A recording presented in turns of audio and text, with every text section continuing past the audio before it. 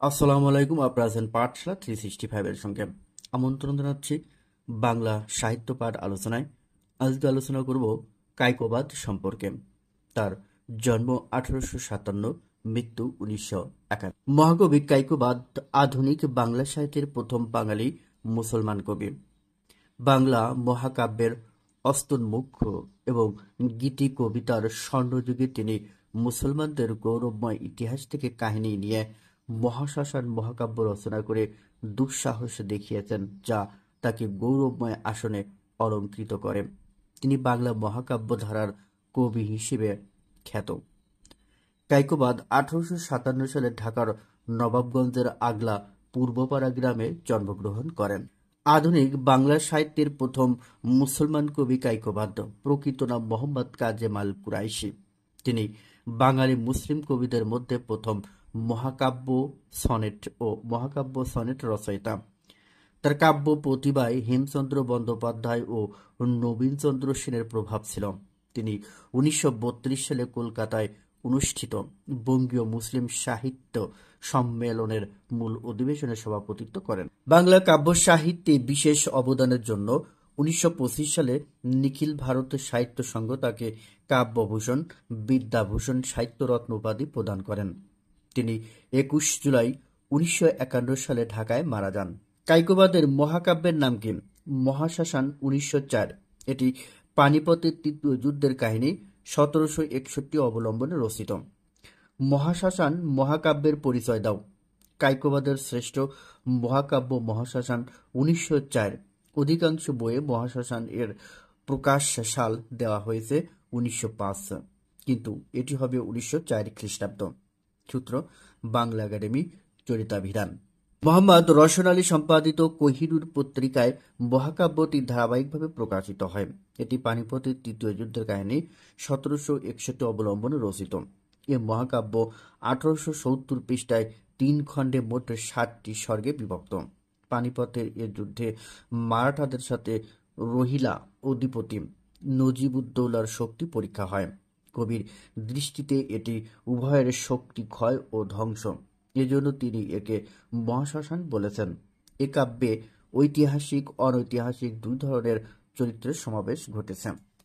প্রশিক্ষিত মুসলিম যোদ্ধা ইব্রাহিম কার্দি মুসলিম শিবিরে চাকরি না পেয়ে মারাঠা কর্তৃক চাকরি পায় এবং সমাদৃত হয়।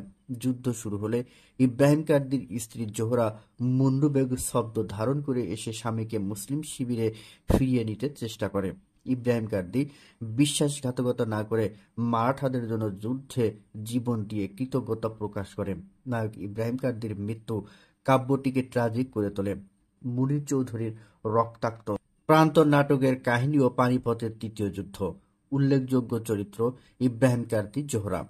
কায়কোবাদের কাব্যগ্রন্থগুলোর নাম কি কি? কাব্যগ্রন্থের মধ্যে রয়েছে বিরহ বিলাপ। এটি 1870 সালে প্রকাশিত হয়। এটি কবির প্রথম কাব্যগ্রন্থ, যা মাত্র 12 বছর বয়সে রচনা করেন এবং 13 বছর বয়সে প্রকাশিত হয়। অশ্রুমালা আরেকটি কাব্যগ্রন্থ। এটি প্রকাশিত হয় 1895 সালে। এটি মূলত গীতিকাব্য। মহরণ শরীফ, যেটি প্রকাশিত হয় 1932 সালে। এটি মহাকাব্যচিত বড় আকারের একটি কাহিনী কাব্য। তার কাব্যগ্রন্থের মধ্যে উল্লেখযোগ্য আরো হলো কুসুম কানন, যেটি প্রকাশিত হয় 1873, শিব মন্দির 1921, অমিয় ধারা 1923, শ্মশান ভস্য 1938। কায়কোবাদের বিখ্যাত কবিতা হলো আজান। কবির মৃত্যুর পর প্রকাশিত গ্রন্থসমূহ কি কি? প্রেমের ফুল 1970 সালে প্রকাশিত হয়। প্রেমের বাণী 1970, প্রেম পারিজাত 1970, মন্দাকিনী ধারা 1971, গৌস পাকের প্রেমের কুঞ্জ 1979। অশ্রুমালা কাব্য সম্পর্কে লিখুন। আধুনিক বাংলা সাহিত্যের প্রথম মুসলিম কবি কায়কোবাদ রচিত বিখ্যাত গীতিকাব্য অশ্রুমালা, যেটি প্রকাশিত হয় 1895 সালে। এ কাব্যগ্রন্থের মূল সুর প্রেম ও প্রকৃতির প্রতি আকর্ষণ বোধ। শ্মশান সঙ্গীত, সিরাজ সমাধি, মুসলিম শ্মশান প্রভৃতি কবিতায় কবি মুসলমানদের প্রাচীন সমৃদ্ধি ও সৌভাগ্যের কথা স্মরণ করেছেন ব্যথিত হৃদয়ে। নীরব রোদন, উদাসীন প্রেমিক প্রভৃতি কবিতায় প্রাধান্য পেয়েছে মানব্য মনের আবেগ, আনন্দ, বিরহ, প্রেম, বেদনা ইত্যাদির স্বাভাবিক প্রকাশ। যেমন ইচ্ছে হয় তারে নিয়ে বনবাসী হই, চাইলে এ লোকালয় এ যে বড় বিস্ময়। এবার আলোচনা করব বিগত পরীক্ষায় আসা কায়কোবাদ সম্পর্কে বিভিন্ন প্রশ্ন। 1 নম্বর প্রশ্ন, কায়কোবাদের আসল নাম কি? কায়কোবাদের আসল নাম ক কাজেমাল কুরাইশি।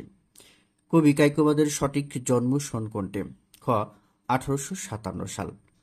কায়কোবাদের প্রথম কাব্যগ্রন্থ কোনটি? ঘ বিরহ বিলাপ। নিচের কোনটি কায়কোবাদ রচিত মহাকাব্য? খ মহাশ্মশান। মহাশ্মশান মহাকাব্যটি কার রচনা? গ কায়কোবাদ। কোন বিষয়ের উপর ভিত্তি করে মহাশ্মশান কাব্য রচিত? গ পানিপথের তৃতীয় যুদ্ধ। কায়কোবাদ কর্তৃক রচিত কাব্যগ্রন্থ? ঘ সবগুলো। অশ্রুমালা, মহাশ্মশান, অমিয়ধারা সবগুলোই কায়কোবাদ রচিত কাব্যগ্রন্থ। অশ্রুমালার কবি কে? খ কায়কোবাদ। কায়কোবাদের রচনা নয় কোনটি? গ চিন্তা তরঙ্গিনী। মহাশ্মশান, অশ্রুমালা, বিরহ বিলাপ তার রচিত কাব্যগ্রন্থ, কিন্তু চিন্তা তরঙ্গিনী তার রচিত নয়। নিচের কোন কাব্যগ্রন্থটি কায়কোবাদের রচনা? ক অমিয় ধারা। শিব মন্দির কাব্যগ্রন্থের রচয়িতা কে? খ কায়কোবাদ। শিব মন্দির কাব্যগ্রন্থের রচয়িতা কায়কোবাদ। আজান কবিতাটি কার রচিত? খ কায়কোবাদ। আজান কবিতাটি কায়কোবাদের রচিত। কবি কায়কোবাদ রচিত মহাশ্মশান কাব্যের ঐতিহাসিক পটভূমি ছিল খ তৃতীয় পানিপথের যুদ্ধ। কায়কোবাদের মহাশ্মশান গ্রন্থটি কোন ধরনের রচনা? গ মহাকাব্য।